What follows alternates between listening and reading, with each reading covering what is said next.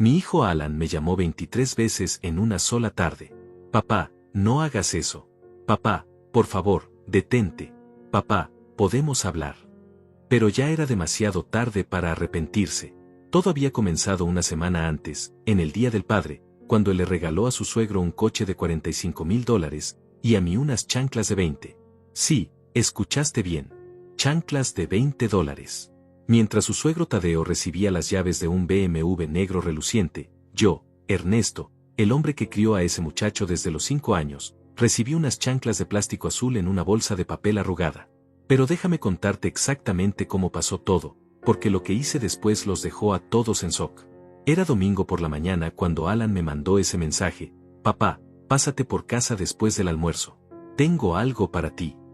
Pensé que sería como siempre, una comida familiar, tal vez ese reconocimiento que llevaba esperando desde hace años. Qué ingenuo fui. Me levanté temprano esa mañana, como siempre hago. A los 72 años, el sueño ya no es el mismo. Me afeité con cuidado, me puse mi camisa blanca favorita, esa que Alan me había regalado años atrás cuando todavía le importaba lo que pensaba de él. Incluso me puse un poco de esa colonia que mi difunta esposa tanto me elogiaba. Pasé por la panadería de la esquina y compré ese postre de chocolate que tanto le gustaba de niño. La señora Marta, la dueña, me sonrió como siempre. Para el Día del Padre, ¿verdad, don Ernesto? Me preguntó si Alan me había preparado algo especial. Seguro que sí, le respondí, sintiendo una calidez en el pecho que pronto se convertiría en hielo. Llegué a su casa con una sonrisa en el rostro, cargando el postre con tanto cariño como si fuera el regalo más valioso del mundo. La puerta estaba abierta y escuché risas desde el patio. Risas que no me incluían. Caminé hacia atrás y lo que vi me partió el alma en 1000 pedazos. Ahí estaba mi hijo, de 35 años, entregándole las llaves de ese BMW negro reluciente a Tadeo, su suegro. Un coche que fácilmente costaba $45,000. El mismo dinero que yo había usado para pagar sus estudios de ingeniería, el mismo dinero que había gastado cuando se quedó sin trabajo durante 8 meses. ¡Feliz Día del Padre, suegro!, gritaba Alan mientras Tadeo abrazaba a mi nuera Fernanda, todos riendo como si fuera la cosa más natural del mundo. Yo me quedé parado ahí, como un extraño en la celebración de mi propio hijo, viendo cómo el hombre que había criado a ese muchacho desde los 5 años era completamente invisible. Tadeo acariciaba el capó del coche como si fuera oro puro. «Ay, mijo, no debiste haberte gastado tanto dinero en mí», decía con una sonrisa que llegaba hasta las orejas, pero sus ojos brillaban de satisfacción. Fernanda tomaba fotos desde todos los ángulos, ya planeando presumir en sus redes sociales. «¡Qué suegro tan generoso tengo!», decía mientras grababa videos. Y Alan, mi propio hijo, resplandecía de orgullo como si acabara de conquistar el mundo. «Es que usted se lo merece, don Tadeo. Usted siempre ha sido como un padre para mí». Esas palabras me golpearon como un puño en el estómago. ¿Como un padre? ¿Y yo qué era entonces? Finalmente me vieron. «Papá, ya llegaste», dijo Alan, como si recién recordara mi existencia. Se acercó con una pequeña bolsa de papel arrugada en la mano, el tipo de bolsa que dan en las tiendas de a peso. «Toma, esto es para ti». La bolsa pesaba nada. Absolutamente nada. La abrí despacio, tratando de mantener la compostura frente a todos los invitados que ahora me miraban con curiosidad. Adentro encontré esas chanclas de plástico azules y una nota doblada. Las chanclas tenían una etiqueta que todavía decía $19.99. La nota era aún peor. «Papá, sé que no te gustan las cosas caras. Espero que estas te duren mucho tiempo. Feliz Día del Padre. Con cariño, Alan». El silencio fue ensordecedor. Todos me miraban esperando mi reacción. Tadeo seguía acariciando su coche nuevo, Fernanda había dejado de tomar fotos, y Alan me miraba con esa expresión que decía: «Deberías estar agradecido». «Gracias, hijo», logré decir, con la voz más tranquila que pude encontrar. «Están muy bonitas». Pero mientras sostenía esas chanclas baratas en mis manos, algo se rompió dentro de mí. No fue rabia lo que sentí. No fue decepción. Fue algo mucho más profundo. Fue el momento exacto en que me di cuenta de que para mi propio hijo, yo valía exactamente $19.99. Me quedé ahí parado, viendo cómo todos volvían a rodear el BMW, como si yo fuera un mueble más del patio. Tadeo ya estaba sentado en el asiento del conductor, ajustando los espejos, probando el sistema de sonido. Esto suena increíble, mijo, gritaba mientras la música llenaba todo el vecindario. Fernanda subió al asiento del pasajero y empezó a transmitir en vivo en Instagram. Miren lo que mi esposo le regaló a mi papá por el Día del Padre. Un BMW último modelo. Los comentarios empezaron a llover. ¡Qué yerno tan generoso! Tu papá se ganó la lotería. Ojalá tener un yerno así. Y ahí estaba yo, con mis chanclas de $20, siendo completamente ignorado por mi propio hijo en el día que se suponía era para celebrarme. Pero si ellos supieran. Si tan solo supieran todo lo que había hecho por ese muchacho. Cerré los ojos por un momento y los recuerdos vinieron como una avalancha. Alan tenía 5 años cuando su madre murió en ese accidente. 5 años, y yo me convertí en padre y madre al mismo tiempo. Recuerdo sus primeras noches llorando, llamando a su mamá. Recuerdo cómo me abrazaba tan fuerte que pensaba que me iba a romper las costillas. Trabajé dobles turnos en la fábrica durante 10 años. 10 años sin vacaciones, sin descansos, sin una sola queja. Todo para que Alan pudiera tener lo que necesitaba. Cuando cumplió 16, quería una bicicleta de montaña. No cualquier bicicleta. Una específica que costaba $800. Yo ganaba $1,200 al mes, pero se la compré. Comí frijoles y arroz durante 2 meses, pero él tuvo su bicicleta. Cuando se graduó de preparatoria, quería estudiar ingeniería en la universidad privada más cara de la ciudad. Papá, ahí está mi futuro, me dijo. El costo era de $30,000 por año. Vendí el coche de su madre, ese Civic azul que ella tanto amaba, para pagar el primer año. Trabajé de vigilante nocturno además de mi trabajo normal para pagar los otros 3 años. Cuando se casó con Fernanda, necesitaba $15,000 para la boda. Papá, solo me caso una vez, me dijo. Saqué un préstamo personal que todavía estoy pagando. Cuando compraron su primera casa, les di $20,000 para el enganche. Cuando Fernanda se embarazó y perdieron el bebé, pagué todos los gastos médicos que no cubrió el seguro. Cuando Alan perdió su trabajo hace 3 años, no solo le pagué la hipoteca durante 8 meses, sino que también les compraba la despensa semanal. Fernanda siguió yendo a su salón de belleza, siguió comprando ropa cara, siguió viviendo como si nada hubiera pasado. Y yo seguí pagando todo sin decir una palabra. Cada cumpleaños, cada Navidad, cada aniversario, yo era el que llegaba con el regalo más caro. No porque tuviera dinero de sobra, sino porque pensaba que así demostraba mi amor. Pensaba que así mi hijo sabría lo importante que era para mí. Pero ahí estaba, viendo cómo ese mismo hijo le daba a un hombre que conocía desde hace apenas 5 años un regalo que costaba más de lo que yo gano en un año entero. Papá, ¿estás bien? La voz de mi nieta Noemí me sacó de mis pensamientos. Tenía 16 años, la misma edad que Alan cuando le compré esa bicicleta. Era la única que había notado mi silencio. Sí, mi amor. Solo estoy admirando el coche nuevo del abuelo Tadeo, mentí, tratando de sonreír. Noemí me miró con esos ojos inteligentes que había heredado de su abuela. ¿Te gustan las chanclas, abuelo? Están perfectas, respondí, pero mi voz se quebró un poco. Ella se acercó y me susurró al oído, papá debería haberte regalado algo mejor. Tú eres el mejor abuelo del mundo. Esas palabras me partieron el corazón. Una niña de 16 años entendía algo que mi hijo adulto no podía ver. La fiesta continuó. Tadeo siguió presumiendo su coche nuevo, Alan siguió recibiendo felicitaciones por ser tan generoso, y Fernanda siguió transmitiendo en vivo como si fuera la protagonista de una película. Y yo me quedé ahí, sosteniendo mis chanclas, preguntándome en qué momento me había convertido en un extraño en la vida de mi propio hijo. Me acerqué a la mesa donde habían puesto el postre que traje. Nadie lo había probado. Ahí estaba, intacto, como si no existiera. Como yo. Tomé un pequeño pedazo y lo probé. Sabía a recuerdos amargos, a todo lo que había dado sin recibir nada a cambio. Miré alrededor y vi a todos los invitados. Los vecinos, los amigos de Fernanda, algunos compañeros de trabajo de Alan. Todos admirando el BMW, todos felicitando a mi hijo por su generosidad hacia su suegro. Nadie, ni una sola persona, me había preguntado qué me había regalado mi hijo. Tadeo se acercó a mí con una sonrisa victoriosa. Ernesto, ¿viste qué hijo tan maravilloso tienes? Mira a este cochazo que me regaló. Sus palabras goteaban satisfacción, como si quisiera restregarme en la cara que él valía $45,000, y yo solo 20. Sí, muy bonito, respondí, manteniendo la compostura. Es que Alan siempre ha sido como un hijo para mí, continuó Tadeo. Desde el día que conoció a Fernanda, lo traté como si fuera mi propio muchacho. Y mira cómo me lo regresa. Cada palabra era como un cuchillo. Alan nunca había sido su hijo, pero había recibido mejor trato que yo, que lo había criado desde bebé. Cuando finalmente me despedí, Alan me dio un abrazo rápido y distraído. Gracias por venir, papá. Que disfrutes las chanclas. Caminé hacia mi viejo Toyota, ese que tenía 15 años y que seguía funcionando porque no tenía dinero para cambiarlo.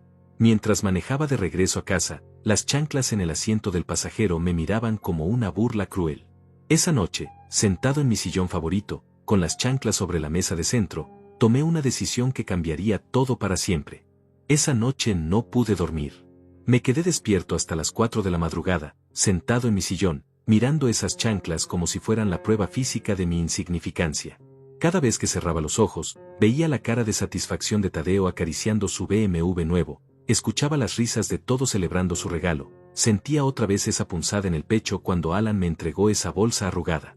Me levanté y fui a mi habitación. Abrí el closet y saqué una caja de zapatos vieja que guardaba desde hacía años. Adentro estaban todos los recibos, todos los comprobantes, todas las evidencias de lo que había invertido en la vida de mi hijo. No porque fuera un hombre rencoroso que llevaba cuentas, sino porque mi difunta esposa me había enseñado a guardar todo para los impuestos. Extendí todos los papeles sobre la cama y empecé a revisar. El primer recibo que encontré fue de cuando Alan tenía 8 años, clases de natación, $200 mensuales durante 2 años. Papá, quiero ser como Michael Phelps, me había dicho. Nunca se convirtió en nadador, pero yo pagué hasta el último centavo. Aquí estaba el recibo de la computadora que le compré cuando tenía 12 años. $1,500 en 1999, una fortuna para mí en ese tiempo.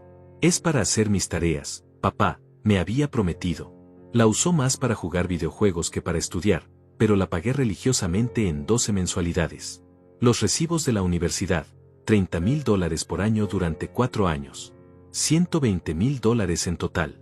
Aquí estaban los comprobantes del préstamo que saqué, las horas extra que trabajé, los fines de semana que dejé de descansar para pagar cada semestre. El recibo de la boda, $15,000 para un día que duró 6 horas. Aquí estaba el comprobante del otro préstamo que tuve que sacar, el que todavía estoy pagando a los 72 años. Los recibos de cuando les ayudé con la casa, $20,000 para el enganche, más $5,000 para los muebles, más $3,000 para el aire acondicionado, más $2,000 para la cerca del patio. Los recibos de cuando perdió el trabajo, 8 meses pagando su hipoteca de $2,000 mensuales, más 500 semanales para la despensa, más los gastos médicos de Fernanda, más las clases de karate de Noemí que no quería que dejara. Hice cálculos rápidos en mi cabeza. En total, había invertido más de $200,000 en la vida de Alan. $200,000 que no tenía, que pedí prestado, que trabajé día y noche para conseguir, que me costaron mi salud, mi juventud, mis propios sueños. Y él me había regalado chanclas de $20. Pero no era solo el dinero. Era todo lo demás. Las noches en vela cuando tenía fiebre de pequeño. Los partidos de fútbol donde era el único padre que nunca se perdía un juego. Las juntas escolares donde siempre estaba presente. Los problemas de adolescente que resolví sin juzgarlo. Los consejos de vida que le di cuando no sabía qué hacer. Recordé cuando tuvo su primer corazón roto a los 17 años. Se había encerrado en su cuarto durante 3 días sin comer. Yo me senté afuera de su puerta y le hablé durante horas, le conté de mi propio primer amor, le expliqué que el dolor era temporal. Al final salió y me abrazó llorando. Gracias por entenderme, papá. Recordé cuando se graduó de la universidad. Subió al escenario a recibir su diploma y me buscó entre la multitud. Cuando nuestras miradas se cruzaron, me señaló y gritó, «Esto es por ti, papá». Lloré como un bebé ese día, sintiéndome el hombre más orgulloso del mundo. Recordé cuando nació Noemí. Alan me llamó a las 3 de la mañana desde el hospital, llorando de felicidad. «Papá, tienes una nieta preciosa. Parece un angelito. Ven rápido, quiero que seas el primero en conocerla después de nosotros». ¿En qué momento todo eso se había desvanecido? ¿Cuándo había comenzado a verme como una obligación en lugar de como su padre? Me di cuenta de que la respuesta estaba frente a mí, cuando conoció a Fernanda. Al principio pensé que era solo la emoción del amor joven. Fernanda era bonita, inteligente, de buena familia. Tadeo tenía dinero, una casa grande, conexiones importantes. Poco a poco, Alan empezó a pasar más tiempo con ellos. Es que me enseñan sobre negocios, papá, me decía. Tadeo tiene muchos contactos que me pueden ayudar en el futuro. Las llamadas se volvieron menos frecuentes. Las visitas se acortaron. Los planes conmigo empezaron a cancelarse porque surgió algo con la familia de Fernanda. Pero yo seguía siendo el primero al que llamaba cuando necesitaba dinero, el primero al que acudía cuando tenía problemas. Me había convertido en un cajero automático con sentimientos. En el banco de papá que nunca cerraba, que nunca cobraba intereses, que nunca preguntaba para qué era el dinero. Mientras revisaba todos esos recibos, sentí algo que no había sentido en años, claridad mental absoluta. Por primera vez en mucho tiempo, veía las cosas exactamente como eran. No como quería que fueran, no como esperaba que fueran, sino como realmente eran. Alan me había elegido. No había sido un error, no había sido un descuido, no había sido que se le olvidó comprarme algo mejor. Él había elegido conscientemente darle a Tadeo un coche de $45,000 y a mí unas chanclas de 20. Había elegido hacerme sentir insignificante en mi propio día. Y yo también tenía que elegir. Podía seguir siendo el padre que acepta cualquier migaja de atención con tal de no perder a su hijo. Podía seguir fingiendo que las chanclas eran un regalo Southfield. Podía seguir prestando dinero que nunca me devolvería, pagando cuentas que no eran mías, siendo invisible hasta que me necesitaran. O podía elegir mi dignidad. Miré el reloj. Eran las 5 de la mañana del lunes. Los bancos abrían a las 9. Tenía 4 horas para decidir qué tipo de hombre quería ser por el resto de mi vida. Me levanté, me duché, me vestí con mi mejor traje, desayuné tranquilo por primera vez en semanas, y esperé a que abrieran los bancos. A las 9 en punto estaba parado frente al Banco Nacional con una carpeta llena de documentos en la mano. Le dije a la ejecutiva de cuentas que quería cancelar todas las transferencias automáticas que tenía programadas. Todas. ¿Está seguro, señor Ernesto? Algunas de estas transferencias las ha tenido activas durante años. Completamente seguro, respondí con una calma que me sorprendió a mí mismo. La transferencia mensual de $500 que le enviaba a Alan por si acaso. Cancelada. El pago automático de la tarjeta de crédito que había puesto a nombre de los dos para emergencias y que él usaba para sus gastos personales. Cancelada. La cuenta de ahorros conjunta donde depositaba dinero cada mes para el futuro de Noemí, pero que Alan usaba cuando se le acababa el dinero. Congelada y transferida completamente a mi nombre. El seguro de vida donde Alan era el único beneficiario. Cambiado para que todo fuera directo a una fundación de caridad. ¿Algo más, señor Ernesto? Sí, dije, sacando las tarjetas de crédito adicionales que había dado a Alan a lo largo de los años. Quiero cancelar todas estas tarjetas. Inmediatamente. Mientras la ejecutiva procesaba cada cancelación, sentí como si me estuvieran quitando cadenas invisibles de los tobillos. Cada cancelado que escuchaba me hacía respirar un poco mejor. Cuando salí del banco, eran las 11 de la mañana y me sentía como un hombre nuevo. No había rabia en mi pecho, no había tristeza. Solo una extraña sensación de libertad que no había experimentado en décadas. Caminé despacio hacia mi coche, respirando el aire fresco de la mañana como si fuera la primera vez. Pero sabía que lo que acababa de hacer era solo el primer paso. Alan se daría cuenta pronto, muy pronto, de que algo había cambiado. Las tarjetas empezarían a ser rechazadas, las transferencias no llegarían, y entonces comenzaría el show. No tuve que esperar mucho. El teléfono sonó por primera vez a las 2 de la tarde. Era Alan, pero no contesté. Sonó de nuevo a las 2:15. Luego a las 2:30. Para las 3 de la tarde, ya había recibido 8 llamadas perdidas. Finalmente contesté la 9ª. Papá, ¿dónde estás? ¿Por qué no contestas el teléfono? Su voz sonaba ansiosa, preocupada. No como la voz de alguien que me había dado chanclas de $20 el día anterior. Estoy en casa, hijo. ¿Pasa algo? Sí, pasa algo. Mi tarjeta de crédito fue rechazada en el supermercado. Llamé al banco y me dijeron que había sido cancelada. ¿Tú sabes algo de eso? Su tono ya no era de preocupación. Era de exigencia. Como si tuviera derecho a usar mi dinero sin siquiera preguntarme. Sí, yo la cancelé esta mañana, respondí con la misma tranquilidad con la que le habría dicho que había cambiado el aceite del coche. ¿Qué? ¿Por qué hiciste eso? Esa tarjeta la uso para las emergencias. ¿Emergencias como qué? ¿Alan? ¿Como el BMW que le regalaste a Tadeo? Se hizo un silencio largo del otro lado de la línea. Podía escuchar su respiración agitada. Papá, eso no tiene nada que ver. Ese regalo lo pagué con mi dinero. ¿Tu dinero? El mismo dinero que consigues porque no pagas renta, porque no pagas tus seguros, porque no pagas la mayoría de tus gastos porque tu papá se encarga de todo eso. No es así, papá. Tú sabes que yo trabajo duro. Trabajas duro, sí, pero con mis subsidios. Dime una cosa, Alan, ¿cuánto dinero mío usaste el mes pasado? Otro silencio. Más largo esta vez. No llevo cuentas de eso, papá. Somos familia. Tienes razón. Somos familia. Por eso pensé que el Día del Padre merecía algo mejor que chanclas de $20. Era solo un regalo. No pensé que te ibas a poner tan dramático por eso. Dramático. Esa palabra me golpeó como una cachetada. Para él, mi dolor era drama. Mi desilusión era exageración. Mis sentimientos no importaban. No es drama, hijo. Es dignidad. Y hoy decidí recuperar la mía. ¿Qué quieres decir con eso? Quiero decir que a partir de hoy, vas a vivir realmente con tu dinero. Sin mis transferencias, sin mis tarjetas, sin mis subsidios. A ver qué tan fácil es comprar BMWs cuando realmente pagas tus propios gastos. No puedes hacer eso. Tengo responsabilidades. Tengo una familia. Yo también tengo responsabilidades.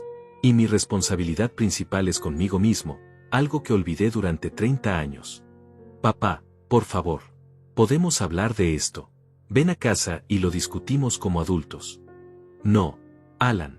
Ya no voy a ir corriendo cada vez que me llames. Ya no voy a resolver tus problemas financieros. Ya no voy a ser tu banco personal. Eres mi padre. Se supone que los padres ayudan a sus hijos.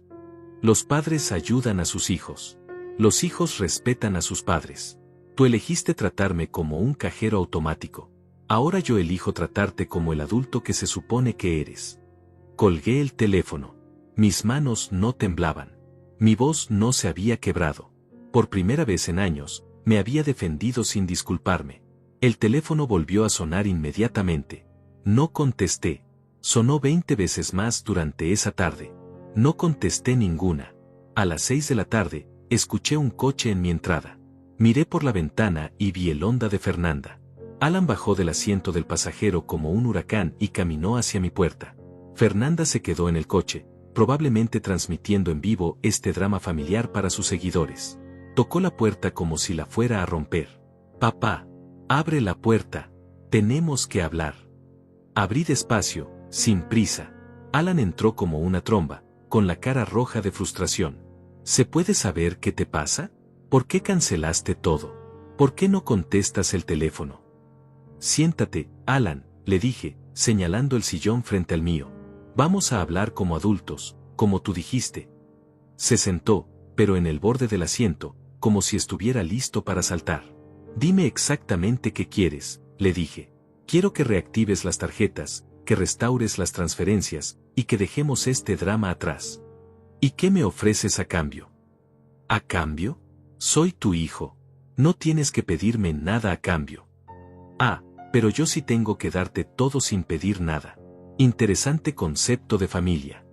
No es eso, papá. Es que siempre has estado ahí para mí. Es lo normal. ¿Normal? ¿También es normal regalarle un BMW a tu suegro y chanclas a tu padre?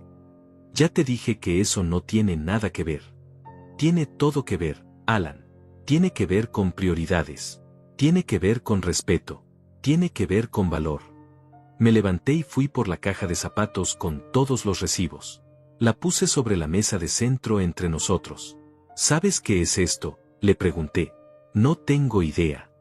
Son todos los recibos de todo el dinero que he gastado en ti durante los últimos 30 años. ¿Quieres que los contemos juntos? Su cara cambió. Por primera vez desde que había llegado, se veía incómodo. Papá, no tenemos que hacer cuentas. Somos familia. Tienes razón. No tenemos que hacer cuentas. Pero tú sí tienes que entender algo. Ayer me demostraste exactamente cuánto valgo para ti. $19.99. Era solo un regalo. Era una declaración. Y yo te estoy dando mi respuesta. Se quedó callado por primera vez desde que había llegado. Podía ver las ruedas girando en su cabeza, tratando de encontrar la manera de manipular la situación a su favor. Está bien, dijo finalmente, con un tono más suave. Me disculpo por las chanclas. Fue un error. La próxima vez te compraré algo mejor. No habrá próxima vez, Alan. ¿Qué quieres decir? Quiero decir que ya no voy a esperar migajas de tu atención. Ya no voy a mendigar respeto. Ya no voy a pagar para que me quieran. Se paró del sillón, volviendo a su estado de agitación. Esto es ridículo. Estás destruyendo nuestra familia por un regalo. No, hijo. Tú destruiste nuestra familia cuando decidiste que yo valía menos que un extraño. Yo solo estoy reconociendo la realidad. Tadeo no es un extraño. Es el padre de mi esposa. Y yo soy tu padre. El que te crió, el que pagó por todo lo que tienes, el que nunca te dijo que no a nada. ¿Y eso me convierte en qué? En alguien que merece chanclas baratas. Ya basta con las malditas chanclas. Tienes razón. Ya basta. Porque de ahora en adelante, no habrá más regalos baratos ni caros. No habrá más regalos en absoluto. Alan se quedó parado en medio de mi sala, mirándome como si no me reconociera. Sus ojos iban de mi cara a la caja de recibos, tratando de procesar lo que acababa de escuchar. No puedes hablar en serio, dijo finalmente, con una voz que sonaba más pequeña que antes. Nunca he hablado más en serio en mi vida. Papá, por favor. Sé que cometí un error, pero no puedes castigarme así. Tengo gastos, tengo responsabilidades. Y yo tengo 72 años y una cuenta de banco que refleja 30 años de poner tus responsabilidades antes que las mías. Se sentó de nuevo, esta vez realmente sentado, no en el borde del asiento. Por primera vez, parecía estar realmente escuchándome. No sabía que te sentías así, dijo, y por un momento pensé que tal vez había una oportunidad de entendimiento. ¿No sabías? Alan, ayer me diste chanclas de $20 el mismo día que le diste un BMW a un hombre que conoces desde hace 5 años. ¿Realmente no sabías que eso me iba a doler? Pensé que entenderías. Pensé que sabrías que lo hice por estrategia, por mantener buenas relaciones con la familia de Fernanda. ¿Estrategia? Humillar a tu padre es estrategia. No fue para humillarte, fue para quedar bien con Tadeo. Él tiene contactos importantes, puede ayudarme en mi carrera. Y ahí estaba. La verdad desnuda, cruda, sin disfraces. Yo era sacrificable por su carrera. Mi dignidad era un precio aceptable por sus ambiciones. Entonces admites que me sacrificaste por conveniencia. No lo veas así, papá. Es que tú siempre has estado ahí. Sabía que tú me ibas a entender. Claro, papá siempre entiende. Papá nunca se queja. Papá nunca dice que no. Papá es tan confiable que puedes pisotearlo cuando necesites quedar bien con alguien más importante. No es eso. Es exactamente eso, Alan. Y funciona porque yo lo he permitido durante décadas. Se quedó callado, mirando sus manos. Podía ver que finalmente estaba entendiendo la magnitud de lo que había hecho, pero no estaba seguro de si sentía remordimiento o solo pánico por las consecuencias. ¿Qué tengo que hacer para arreglar esto?, preguntó finalmente. No puedes arreglar esto, hijo. No puedes deshacer 30 años de tomarme por sentado. No puedes borrar el momento en que decidiste que yo valía menos que quedar bien con tu suegro. Pero puedo cambiar. Puedo ser mejor. Puedes ser mejor con la siguiente persona que decidas amar. Conmigo ya es muy tarde. No digas eso. Soy tu hijo. Siempre seré tu hijo. Genéticamente, sí. Emocionalmente, ya no estoy tan seguro. Esas palabras le dolieron. Lo vi en su cara, en la manera en que se encogió ligeramente. Bien. Que sintiera una fracción del dolor que me había causado a mí. Papá, por favor. Déjame compensarte. Déjame demostrarte que puedo ser el hijo que mereces. ¿Con qué dinero? Porque según tengo entendido, mi dinero era lo que te permitía ser tan generoso con otros. Conseguiré el dinero. Trabajaré más horas, buscaré un segundo trabajo. ¿Para qué? ¿Para comprarme regalos caros y demostrar que me quieres? Ya no necesito que me compres nada, Alan. Ya no necesito tu amor comprado. No es amor comprado. Es amor verdadero. El amor verdadero no humilla a las personas que ama.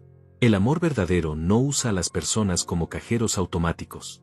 El amor verdadero no sacrifica la dignidad de alguien por quedar bien con extraños. Se paró otra vez, empezando a caminar de un lado a otro de mi sala. Podía ver la desesperación creciendo en él. Está bien, tienes razón. Tienes toda la razón. Fui un mal hijo, fui egoísta, fui injusto. ¿Es eso lo que quieres escuchar? No quiero escuchar nada, Alan. No necesito tus disculpas. Lo que necesito es mi tranquilidad. ¿Y cómo consigo que me perdones? No puedes. El perdón es algo que doy cuando quiero darlo, no cuando tú lo necesitas. Entonces, ¿qué? ¿Ya no voy a ser tu hijo? ¿Ya no vamos a tener relación? Puedes ser mi hijo cuando aprendas a actuar como tal. Hasta entonces, eres solo un hombre de 35 años que necesita aprender a vivir sin los subsidios de papá. Esto es cruel. ¿Cruel? ¿Sabes qué es cruel, Alan? Cruel es darle un BMW a un extraño y chanclas a la persona que sacrificó todo por ti. Cruel es usar el dinero de tu padre para quedar bien con otras personas. Cruel es llamar drama al dolor legítimo de alguien que te ama. Ya entendí que estuvo mal. ¿Qué más quieres? Quiero que te vayas de mi casa y que no regreses hasta que puedas venir sin pedir nada, sin necesitar nada, solo porque quieres estar conmigo. ¿Y cuándo va a hacer eso? No lo sé. Tal vez nunca. Se dirigió hacia la puerta, pero se detuvo y se volteó hacia mí. ¿Y si te necesito? ¿Y si tengo una emergencia real? Entonces llama a Tadeo. Pregúntale si su BMW nuevo puede prestarte dinero. Papá, por favor. Alan, vete. Ya dijimos todo lo que teníamos que decir. Abrió la puerta, pero antes de salir me dijo, te vas a arrepentir de esto. Te vas a quedar solo. Prefiero estar solo que sentirme solo estando con ustedes. Cerró la puerta con un golpe que hizo temblar toda la casa. A través de la ventana lo vi subirse al coche de Fernanda. Ella lo bombardeó con preguntas que no pude escuchar, pero por sus gestos era claro que estaba furiosa. Se fueron, y mi casa quedó en silencio. Me senté en mi sillón y por primera vez en horas, sonreí. No era una sonrisa de felicidad, era una sonrisa de alivio. Como cuando te quitas unos zapatos que te han estado apretando todo el día. Esa noche dormí mejor de lo que había dormido en años. Pero sabía que esto apenas comenzaba. Alan no se iba a rendir tan fácil. Tenía demasiado que perder como para aceptar mi decisión sin pelear. Y tenía razón. Las siguientes 2 semanas fueron una montaña rusa emocional. Alan alternaba entre diferentes estrategias para hacerme cambiar de opinión. Primero intentó la culpa. Me mandaba mensajes de texto diciéndome lo mal que estaba económicamente, como Fernanda estaba preocupada, como Noemí preguntaba por qué el abuelo estaba enojado. Cuando eso no funcionó, intentó la nostalgia. Me mandó fotos viejas nuestras, el de bebé en mis brazos, su graduación, su boda. Cada foto venía con un mensaje, ¿recuerdas cuando éramos felices? ¿Recuerdas cuando éramos una familia? Después intentó la intimidación. Fernanda me llamó gritándome que era un viejo egoísta, que estaba destruyendo su familia, que Alan estaba deprimido por mi culpa. Luego vinieron los intermediarios. Conocidos mutuos, vecinos, hasta el padre de la iglesia me llamaron para decirme que estaba siendo muy duro, que la familia era lo más importante, que debía perdonar. Pero yo mantuve mi posición. Cada llamada que no contesté, cada mensaje que leí sin responder, cada intento de manipulación que ignoré, me hacía sentir más fuerte. Y entonces, cuando pensé que ya había visto todas sus tácticas, llegó la que no esperaba. Un sábado por la tarde, mientras leía tranquilamente en mi patio trasero, escuché pasos en mi jardín. Pensé que era Alan otra vez, pero cuando levanté la vista, vi a mi nieta Noemí caminando hacia mí con los ojos rojos e hinchados de llorar. Abuelo, dijo con una voz quebrada que me partió el corazón. Me levanté inmediatamente y la abracé. Su pequeño cuerpo temblaba contra el mío. ¿Qué pasa, mi amor? ¿Qué te tiene tan triste? Papá me dijo que ya no me quieres porque él te hizo enojar. Me dijo que ya no vas a venir a mis cumpleaños ni a mis graduaciones porque estás furioso con nuestra familia. Sentí una rabia tan profunda que por un momento pensé que me iba a dar un infarto. Alan había usado a su propia hija como arma emocional contra mí. Había manipulado a una niña de 16 años para que viniera a rogarme que volviera. Siéntate aquí conmigo, Noemí, le dije, guiándola hacia las sillas del patio. Vamos a hablar de esto como adultos. Se sentó, secándose las lágrimas con la manga de su suéter. Noemí, ¿tú me has visto alguna vez tratarte mal? ¿Alguna vez te he gritado o te he hecho sentir que no te quiero? No, abuelo. Tú siempre has sido súper bueno conmigo. ¿Y crees que de la noche a la mañana me convertiría en el tipo de persona que castigaría a una niña inocente por los errores de su papá? No, pero papá dice que estás muy enojado. Estoy decepcionado de tu papá, es cierto, pero mi decepción con él no tiene nada que ver contigo. Tú no hiciste nada malo. Entonces, si vas a venir a mi cumpleaños. Por supuesto que voy a venir a tu cumpleaños. Y a tu graduación. Y a cualquier evento importante de tu vida donde tú quieras que esté. ¿En serio? Sus ojos se iluminaron por primera vez desde que había llegado. En serio. Pero necesito que entiendas algo muy importante, Noemí. Tu papá y yo tenemos problemas de adultos que no tienen nada que ver contigo. Él hizo algo que me lastimó mucho, y ahora estamos aprendiendo a tener una relación diferente. ¿Qué hizo? Dudé si contarle o no. Era muy joven para entender completamente las dinámicas de dinero y respeto, pero era lo suficientemente inteligente para merecer una explicación honesta. Tu papá me trató como si yo no fuera importante para él. Me hizo sentir como si mi amor no valiera nada. Y yo decidí que merezco mejor que eso. Por las chanclas. Ah, así que sabía lo de las chanclas. Las chanclas fueron solo un símbolo, mi amor. El problema real es que tu papá se olvidó de que las personas que nos aman merecen nuestro respeto. Yo le dije que estuvo mal. Le dije que debería haberte regalado algo mejor. ¿Y qué te dijo él? Que no entiendo porque soy muy joven. Pero sí entiendo, abuelo. Entiendo que estuvo mal. Me quedé callado por un momento, admirando la sabiduría natural de esta niña que a los 16 años entendía conceptos que su padre de 35 no podía comprender. Noemí, quiero que sepas algo. Sin importar lo que pase entre tu papá y yo, tú siempre vas a ser mi nieta querida. Siempre vas a poder contar conmigo. Siempre vas a tener un lugar en mi vida. Y papá no. Tu papá puede tener un lugar en mi vida cuando aprenda a valorarlo. Hasta entonces, prefiero mantener mi distancia. Nunca se van a arreglar. No lo sé, mi amor. Eso depende de que tu papá entienda lo que hizo mal y realmente cambie.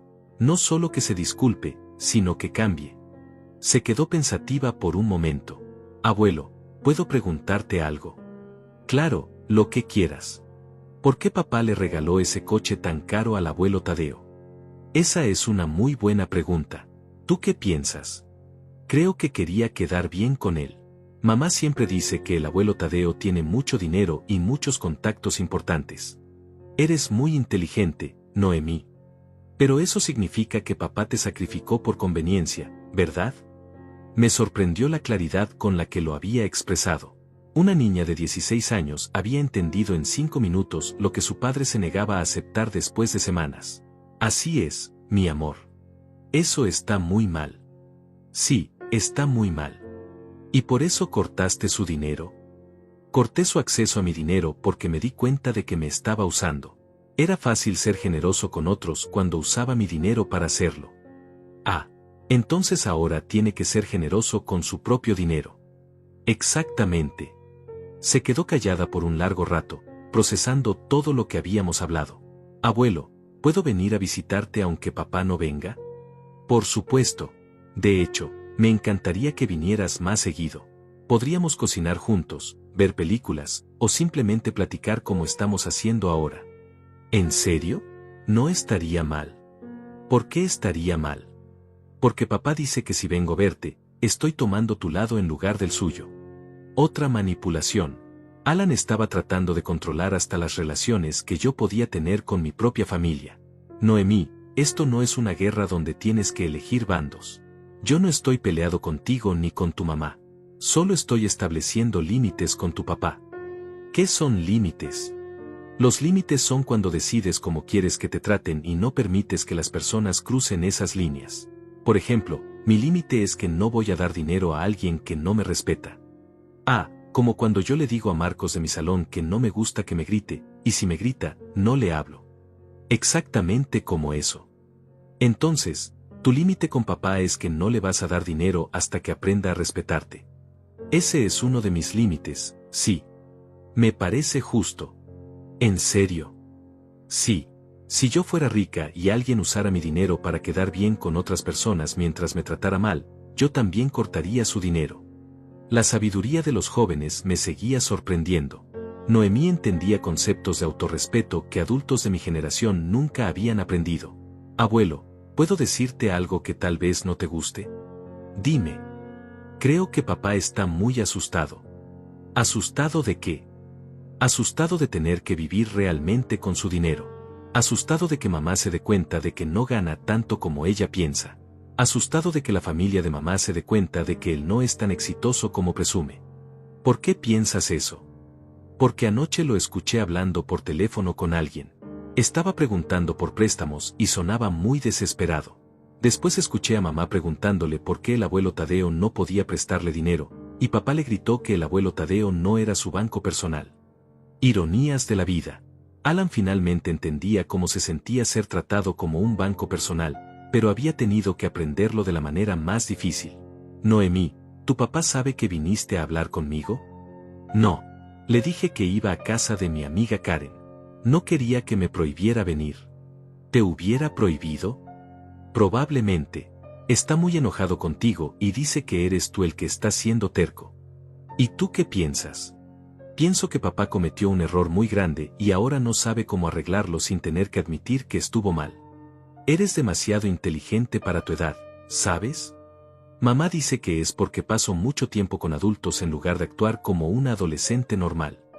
Tu mamá tiene razón, pero eso no es malo. Significa que ves las cosas con más claridad que muchos adultos. Noemí se quedó conmigo hasta que oscureció. Cocinamos juntos una cena sencilla, vimos una película vieja que le gustaba, y hablamos de sus planes para la universidad. Era la conversación más natural y relajada que había tenido en semanas. Cuando llegó la hora de irse, me abrazó fuerte. Abuelo, gracias por explicarme todo. Ahora entiendo mejor lo que está pasando. Gracias a ti por venir, mi amor. Y recuerda, siempre puedes venir cuando quieras. Aunque papá se enoje, tu papá no tiene derecho a controlar tu relación conmigo. Eres lo suficientemente grande para decidir a quién quieres ver. Se fue caminando hacia la parada del autobús, y yo me quedé parado en mi puerta viéndola alejarse. Era increíble cómo una conversación con mi nieta había aclarado tanto mis pensamientos. Su perspectiva fresca me había ayudado a ver que no estaba loco, que mis sentimientos eran válidos, que mis límites eran justos. Pero también me había dado información valiosa. Alan estaba desesperado financieramente, y esa desesperación lo haría más impredecible. No tuve que esperar mucho para confirmarlo. El lunes por la mañana, mientras tomaba mi café y leía el periódico, sonó el timbre. Miré por la ventana y vi a Fernanda parada en mi puerta, vestida como si fuera a una reunión de negocios importante. Abrí la puerta, pero no la invité a pasar. Fernanda, ¿en qué puedo ayudarte?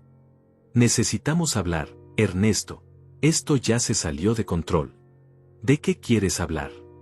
De esta rabieta que estás haciendo. De cómo estás afectando a mi familia. De cómo tu orgullo está lastimando a personas inocentes.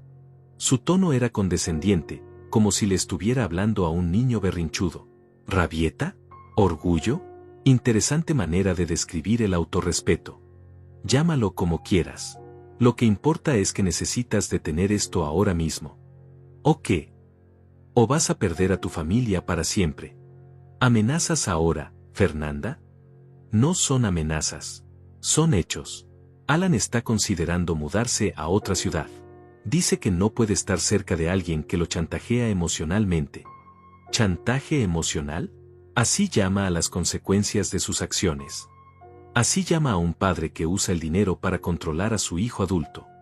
Me reí. Realmente me reí en su cara. ¿Usar el dinero para controlar? Fernanda, ¿sabes cuántos años Alan usó mi dinero sin preguntarme para qué lo quería? ¿Sabes cuántas veces gastó mi dinero en ustedes mientras me daba migajas de atención? Eso es diferente. Los padres ayudan a sus hijos. Es natural. Los padres ayudan a sus hijos que los respetan. No financian a adultos que los tratan como cajeros automáticos. Alan te respeta.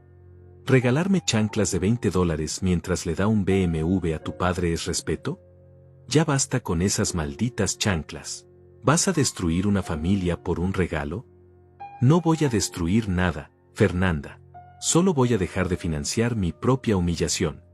Eres un viejo egoísta. Y tú eres una mujer que se acostumbró a vivir con dinero ajeno. Supongo que ahora tendrás que acostumbrarte a vivir con el dinero que realmente ganan. Su cara se puso roja de rabia. ¿Sabes qué? Tienes razón. Me acostumbré a que tuviéramos ayuda extra. ¿Y sabes por qué? Porque Alan me dijo que esa era tu manera de demostrar amor. Me dijo que te gustaba ser generoso, que te hacía sentir útil. ¿Te dijo eso? Sí. Me dijo que si no aceptábamos tu ayuda, te ibas a sentir rechazado. Que necesitabas sentirte necesario. Esto era nuevo. Alan le había mentido a su esposa sobre mis motivaciones para seguir justificando el uso de mi dinero. ¿Y tú le creíste? ¿Por qué no le iba a creer? Es mi esposo. Y parecía lógico. Muchos padres mayores quieren sentirse útiles ayudando a sus hijos. Fernanda, ¿alguna vez se te ocurrió preguntarme directamente si eso era verdad? ¿Para qué? Alan conoce mejor que nadie a su padre. Aparentemente no me conoce nada. Se quedó callada por un momento, y pude ver que estaba procesando la información. Tal vez empezaba a darse cuenta de que su esposo le había estado mintiendo. Entonces nunca quisiste ayudarnos. Quise ayudarlos al principio, cuando pensé que era temporal, cuando creí que Alan eventualmente sería independiente. Pero se convirtió en un estilo de vida. Se convirtió en una expectativa. Pero nunca dijiste nada. ¿Cómo iba a decir algo? Cada vez que daba dinero, Alan me decía lo agradecido que estaba, lo mucho que significaba para él, cómo me lo iba a devolver cuando pudiera. Pensé que realmente apreciaba mi ayuda. Y la apreciaba. No, Fernanda. Apreciaba el dinero. A mí me daba por sentado. ¿Cómo puedes decir eso? Alan te ama. Alan ama lo que hago por él. No me ama a mí. Si me amara, no me habría humillado públicamente dándome chanclas mientras le daba un BMW a tu padre. Tal vez cometió un error de juicio. Un error de juicio es equivocarse en algo pequeño. Humillar a tu padre en su propio día es una decisión consciente. Fernanda se quedó callada por un largo rato. Podía ver que estaba luchando internamente con algo. Ernesto, ¿puedo preguntarte algo? Adelante. ¿Realmente es solo por las chanclas? ¿O hay algo más? Era la primera pregunta Anist que me había hecho desde que había llegado. Las chanclas fueron la gota que derramó el vaso. Pero el vaso se había estado llenando durante años. ¿De qué manera? De ser tratado como un invitado en la vida de mi propio hijo. De ser llamado solo cuando necesitaban dinero. De recibir visitas de 5 minutos mientras ustedes pasaban horas con tu familia. De ser el último en enterarme de decisiones importantes que afectaban a mi nieta. No sabía que te sentías así. Porque nunca preguntaron cómo me sentía. Solo asumieron que estaría ahí sin importar cómo me trataran. ¿Y ahora qué? Ya no vas a ser parte de nuestras vidas. Voy a ser parte de las vidas de las personas que me valoren. Noemí siempre será mi nieta.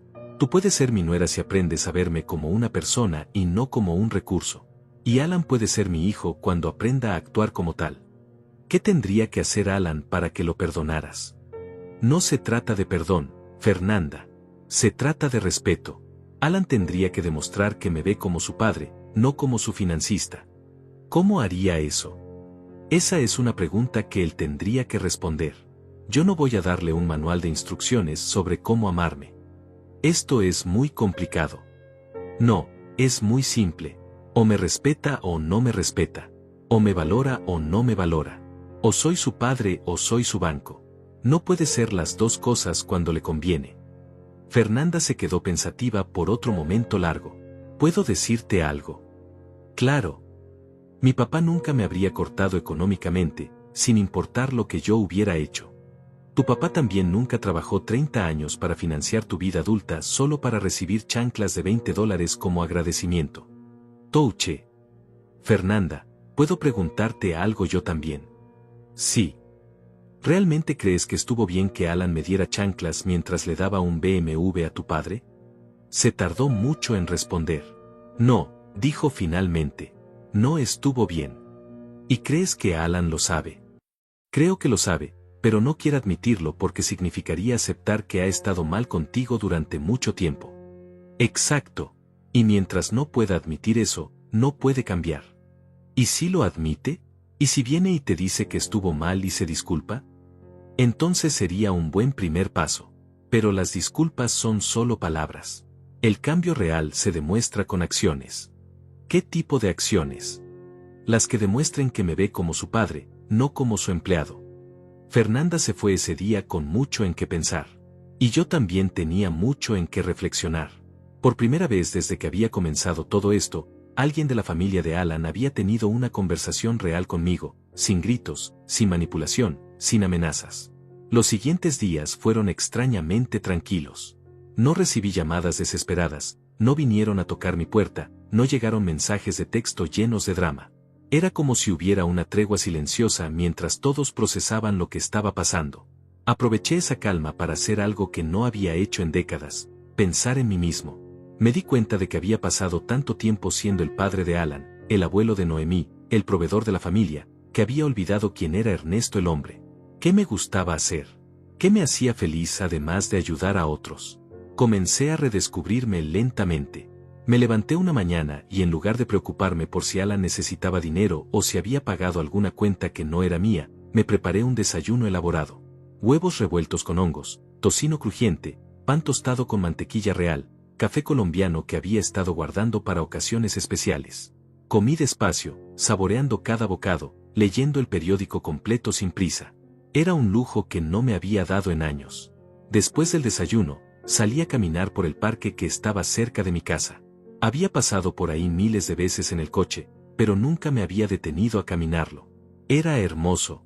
Había bancos bajo los árboles, un pequeño lago con patos, senderos bien cuidados donde otras personas mayores hacían ejercicio. Me senté en uno de los bancos y observé a la gente. Una pareja de ancianos jugaba ajedrez en una mesa de concreto. Una mujer de mi edad alimentaba a los patos con migajas de pan. Un grupo de personas hacía tai chi en el área de pasto. ¿Es la primera vez que viene por aquí?, me preguntó una voz femenina. Me volteé y vi a una mujer elegante, probablemente de unos 65 años, con cabello gris bien peinado y una sonrisa amable. Sí, es la primera vez que realmente me detengo a disfrutarlo, respondí. Es un lugar hermoso para reflexionar.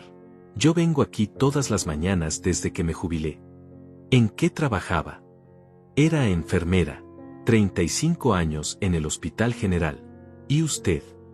Trabajé en una fábrica durante 40 años. Debe haber sido un trabajo duro. Lo fue, pero me gustaba. Me daba propósito. ¿Y ahora qué le da propósito? Era una pregunta simple, pero me golpeó como un martillo. ¿Qué me daba propósito ahora? Durante décadas, mi propósito había sido Alan. Trabajar para él, ahorrar para él, resolver sus problemas, facilitar su vida. Estoy redescubriendo eso, respondí honestamente. Está en una transición. Yo pasé por eso cuando me jubilé. De repente ya no era la enfermera Marta, solo era Marta. Fue aterrador al principio. ¿Y cómo superó eso?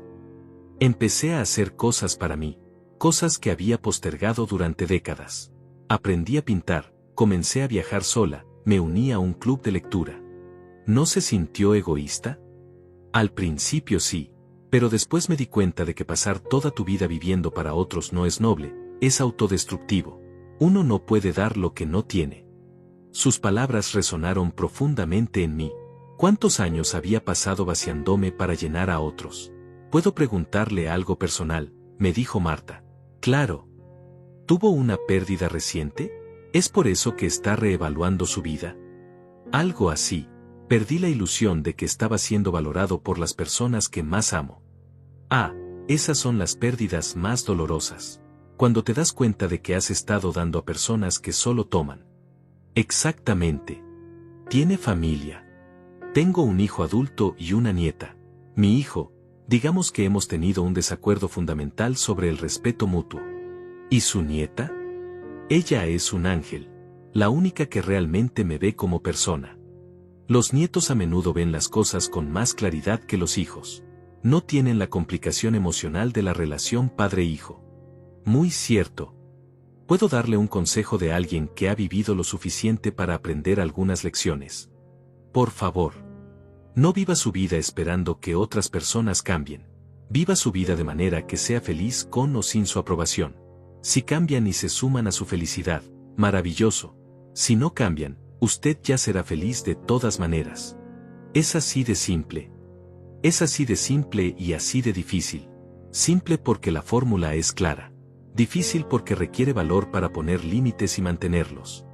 He estado poniendo límites recientemente. ¿Y cómo se siente? Liberador y aterrador al mismo tiempo. Perfecto. Eso significa que está haciendo algo que importa. Hablamos durante otra hora.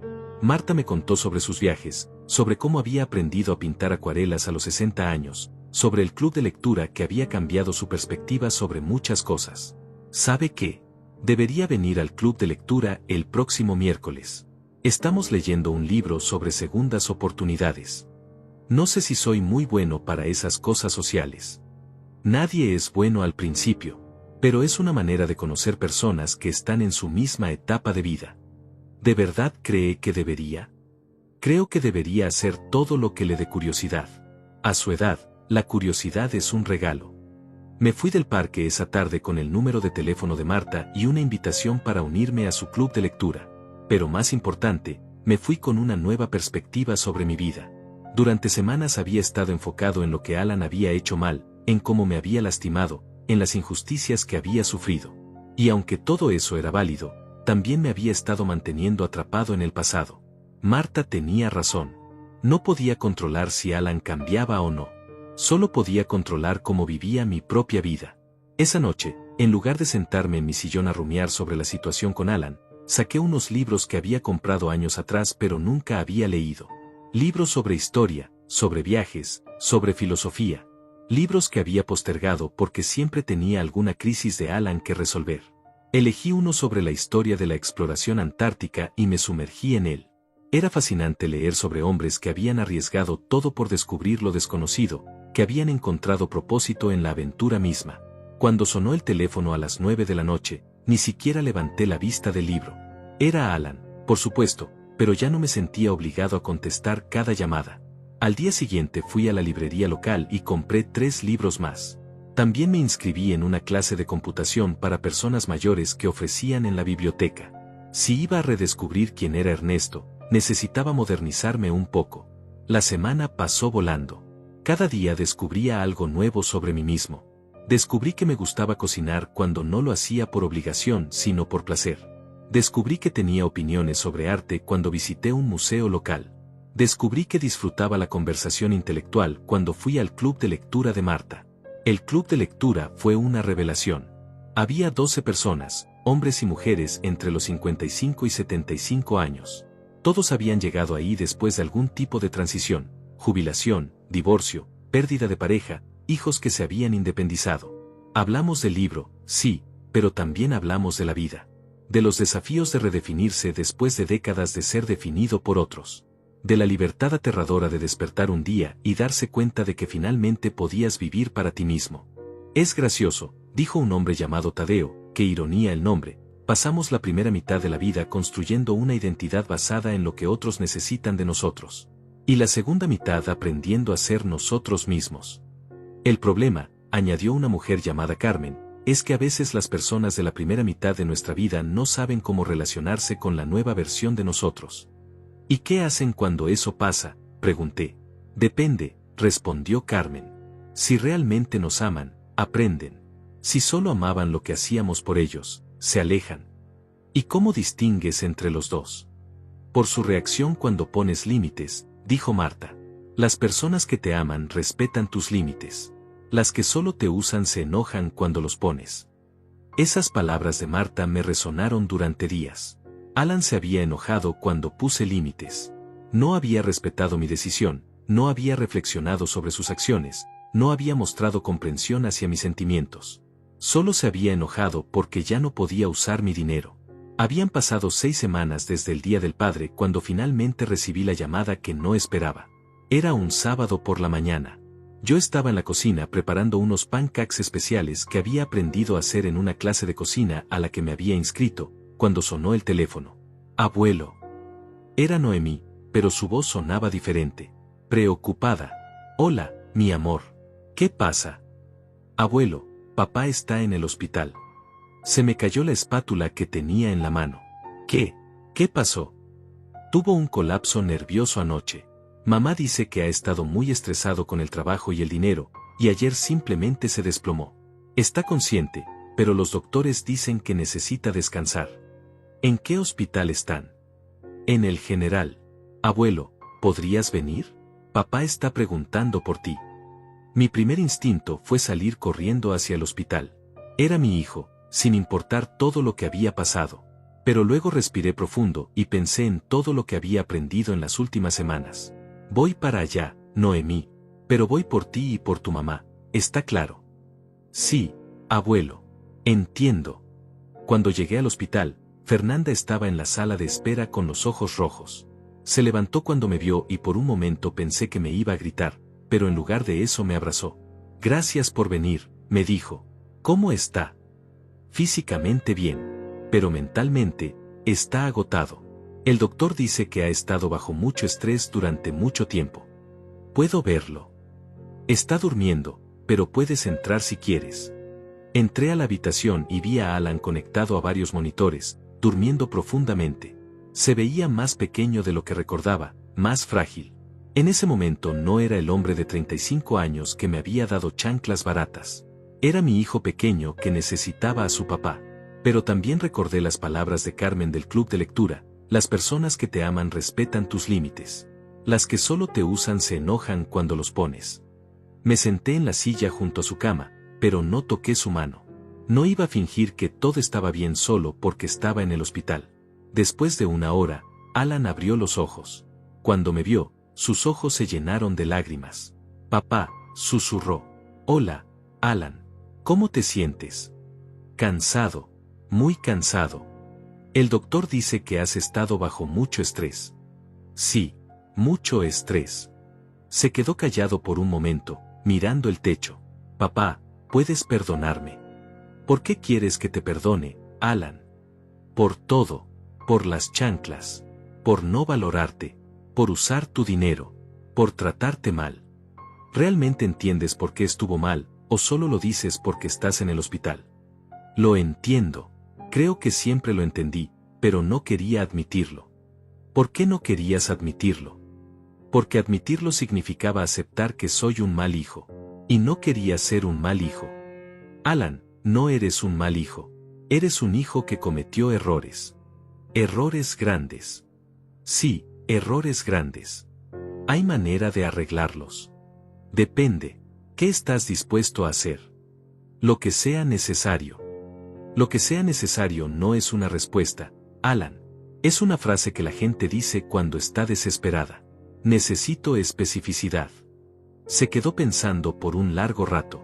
Quiero empezar devolviendo el BMW. ¿Qué? El BMW que le regalé a Tadeo. Quiero devolvérselo al concesionario y usar ese dinero para empezar a pagarte todo lo que te debo. Alan, ¿de dónde salió el dinero para ese BMW?